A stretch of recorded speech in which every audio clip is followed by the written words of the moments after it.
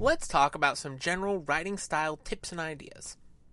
First, let's discuss some general principles you may want to keep in mind when you write. Your writing can benefit greatly if you learn to become an active writer. Being an active writer means not following writing conventions blindly, but instead making conscious decisions during the writing process. So for an example, why are you using this word rather than another? Why are you using this organizational scheme rather than a different one? The key is getting in the habit of undertaking this questioning process. Another important writing principle is less is usually better. If a word, sentence, or argument is not helping, it's generally hurting. Another helpful concept is show, don't tell. This means readers don't want to be told what to think. They want the facts and they want the arguments so that they can decide for themselves. For example, you could tell a reader, Paul acted badly, or you could tell the reader, Paul slapped Jean across the face. The second phrase is much more persuasive because you're asking the reader to make the determination. You should also consider the power of examples. Learning to create and use examples and illustrations of complex concepts can mean the difference between a reader who understands and a reader who doesn't.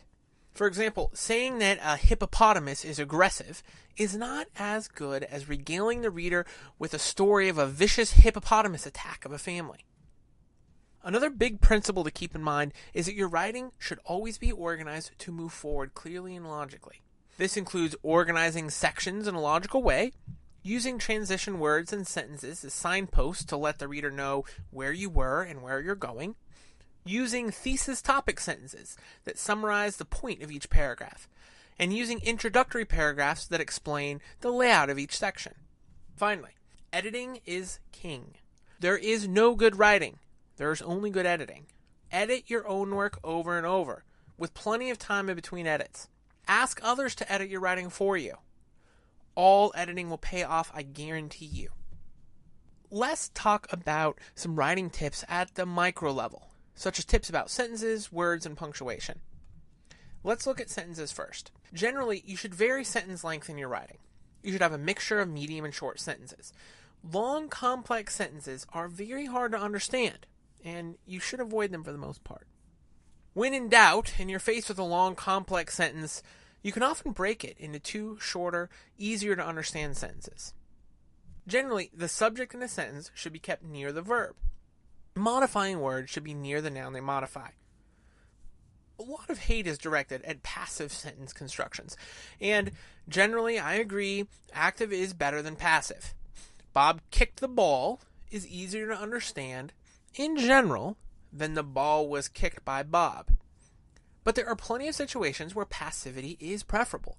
For example, where you want the reader to focus on the person or thing having something done to them, such as Bob was severely injured by Jim, where you really want the reader to hone in on the fact that Bob was severely injured.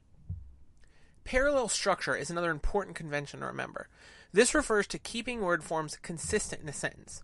So for example, not this car is not only fast, but also it is safe to drive.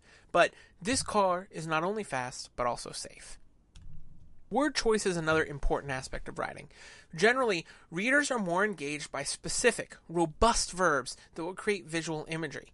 Not Bob hit Jim, but Bob crushed Jim's nose.